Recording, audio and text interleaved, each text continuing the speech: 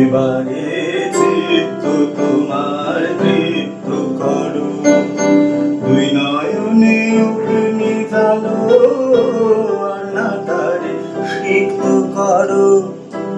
এবারে চিত্ত তোমার তৃপ্ত করো, দুই নয়নে অগ্নি জ্বালো, আর না তারে সিক্ত করো।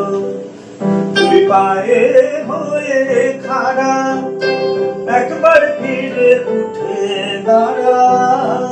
দুই পায়ে হয়ে খাড়া, একবার ফিরে উঠে দাঁড়া।